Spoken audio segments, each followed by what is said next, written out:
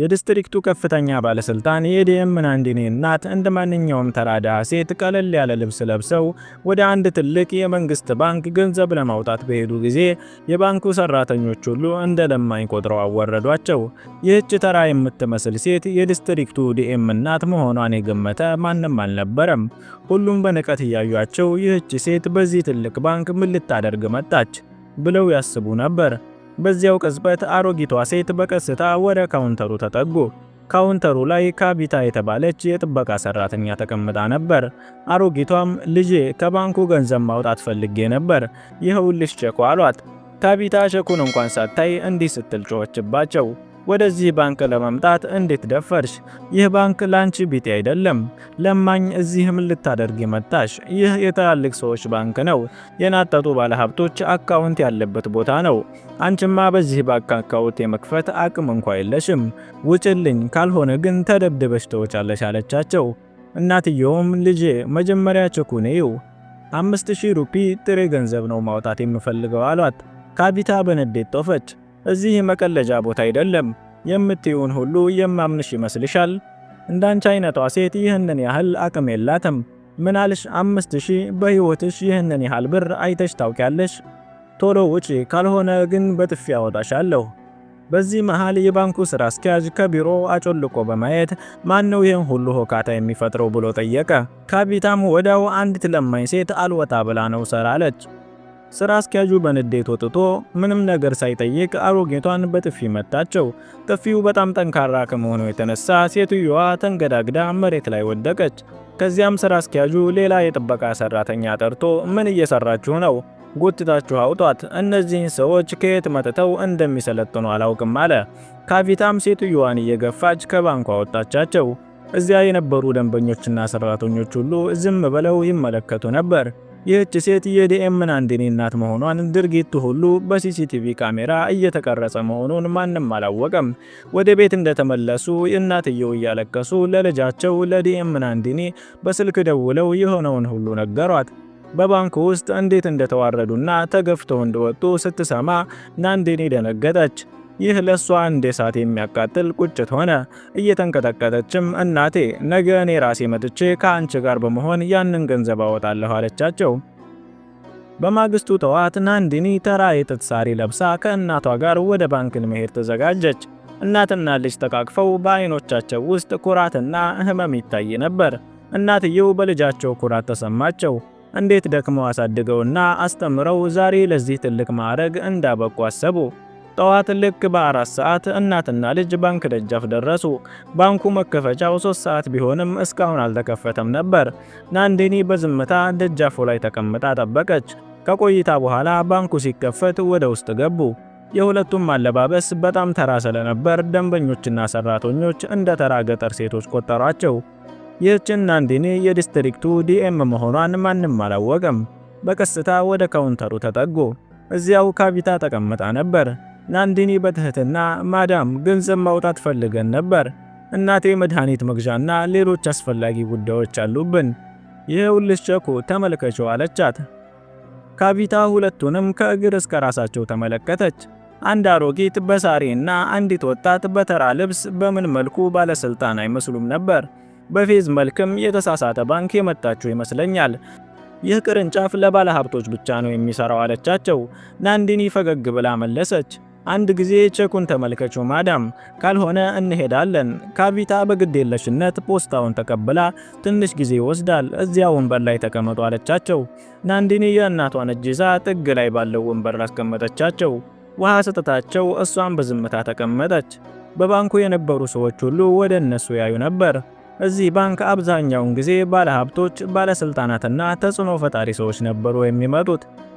በሚያብረቀርቁ መኪናዎችና ውድ ልብሶች መሃል እነዚህን ተራ የለበሱ እናትና ልጅ ለሁሉም እንግዳ ሆነው ታዩ። በዙሪያቸው ሹክሹክታ ተጀመረ። እነዚህ የገጠር ሴቶች ከየት መጡ? ለጡረታ ይሆናል የመጡት። እዚህ አካውንት ይኖራቸዋል ተብሎ አይታሰብ የሚሉ ነበር።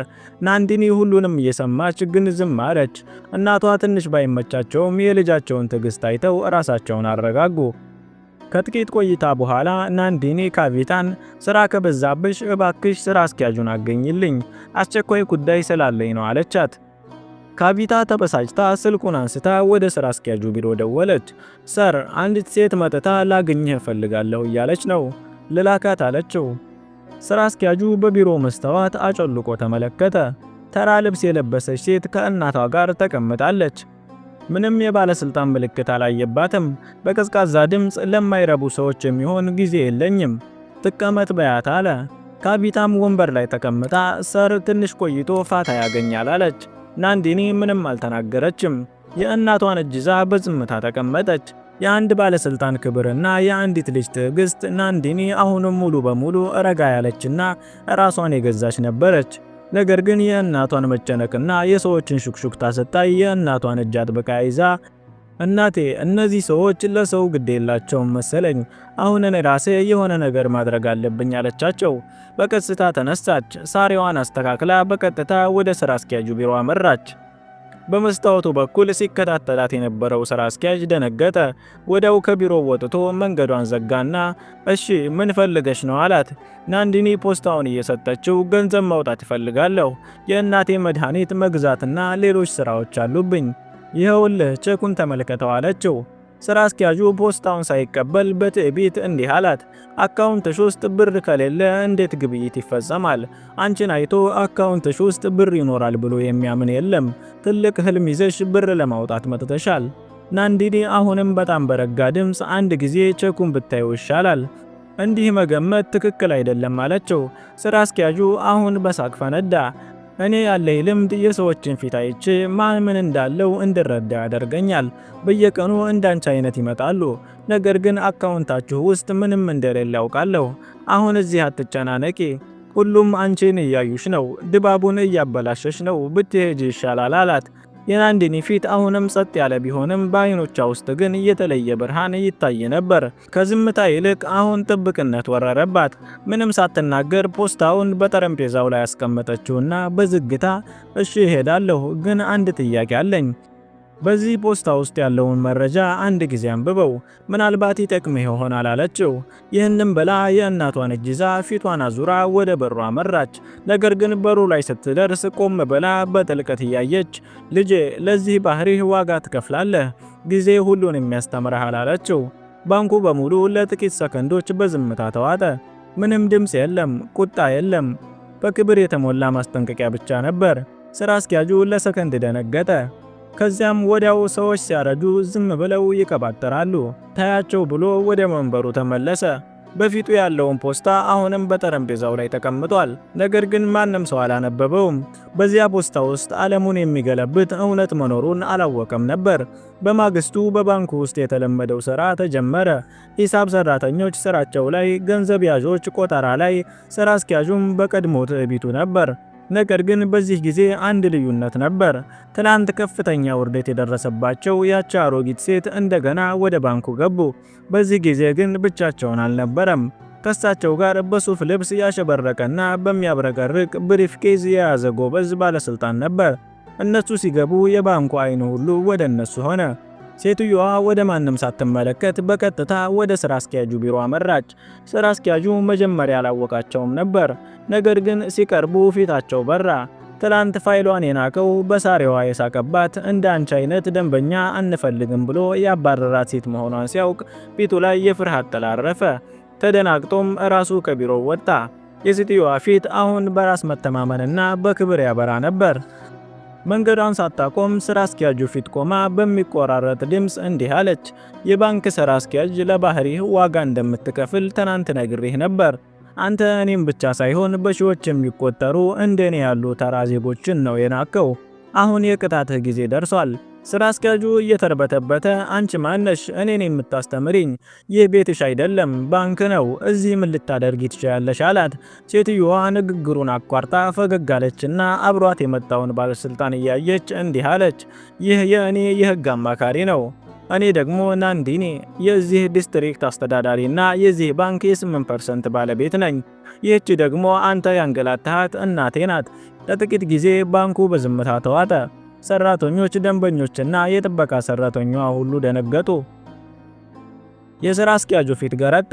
አንድ ነገር ከመናገሩ በፊት ናንዲኒ ቀጠለች፣ አሁኑኑ ከባንክ ስራ አስኪያጅነት ተነስተሃል። ከእንግዲህ ስራህ ሜዳ ላይ እየወጣህ ተራ ሰዎችን በማግኘት ሪፖርት ማዘጋጀት ይሆናል። ናንዲኒ ብሪፍኬዙን ከፍታ 2 ሰነዶችን አወጣች። አንደኛው የሥራ አስኪያጁ የዝውውር ትዕዛዝ ሲሆን ሁለተኛው ደግሞ ባህሪው ከባንኩ መመሪያ ውጭ ስለመሆኑ የሚጠይቅ የማብራሪያ የቅርብ ደብዳቤ ነበር። ሥራ አስኪያጁ አሁን በላብ ተጠምቆ ነበር። በሚንቀጠቀጠው ድምፅ ማዳም ተሳስቻለሁ፣ አፍሬያለሁ፣ ለትናንቱ ድርጊቴ ከልቤ ይቅርታ ጠይቃለሁ አለ። የናንዲኒ አይኖች አሁንም ጽኑ ነበሩ። ድምጿ ግን የአንድ ባለስልጣን ፍትሃዊነት ነበረው። ለምን ይቅርታ ትጠይቃለህ? እኔን ስለናክ ብቻ ወይስ ተራ መስለው ለሚመጡ ግን አንተ በልብሳቸው ለምትገምታቸው ደንበኞች የባንኩን መመሪያ አንብበህ ታውቃለህ? እያንዳንዱ ደንበኛ እኩል መሆኑን፣ ሀብታምና ድሃ እንደሌለና አድሎ በሚያደርግ ሰራተኛ ላይ እርምጃ እንደሚወሰድ በግልጽ ይናገራል። ትንሽ ቆይታ በጥብቅ ድምፅ እንዲህ አለች። ብፈልግ ኖሮ ዛሬውኑ ከስራ አሰናብትህ ነበር። ነገር ግን ራስህን እንድታስተካክል አንድ እድል እየሰጠሁህ ነው። በሚቀጥለው ጊዜ ስምህ ብቻ ሳይሆን ማንነትህም ይጠፋል። ከዚያም የጥበቃ ሰራተኛዋን ካቪታን ጠራች። ካቪታ እየተንቀጠቀጠች ቀረበች። በአይኖቿ እንባ ሞልቶ ነበር። ማዳም ይቅር በሉኝ፣ ትልቅ ስህተት ሰርቻለሁ። ከእንግዲህ በማንም ላይ እንዲህ አላደርግም አለች። ናንዲኒም በልብስ ሰውን አተናቂ፣ ዛሬ ያገኘሽውን ትምህርት ለዘላለም አስታውሽ አለቻት። የባንኩ ሰራተኞች ሁሉ አንገታቸውን ደፍተው ቆመው ነበር። ናንዲኒ ወደ ሁሉም እያየች ሰው በትልቅ አስተሳሰቡ እንጂ በመንገዱ አይደለም ትልቅ የሚሆነው፣ ሰብአዊነትን የሚረዳ ብቻ ነው እውነተኛ ባለስልጣን በማለት ተናገረች። ይህንም ብላ ናንዲኒ ከእናቷ ጋር ከባንኩ ወጣች። የዛሬው ታሪካችን ይህንን ይመስል ነበር። ቪዲዮ ከተመቻችሁ ላይክ፣ ቻናሉን ደግሞ ሰብስክራይብ በማድረግ ሐሳብ አስተያየታችሁን ኮሜንት ላይ እንድታስቀምጡልን ስንል እንጠይቃለን።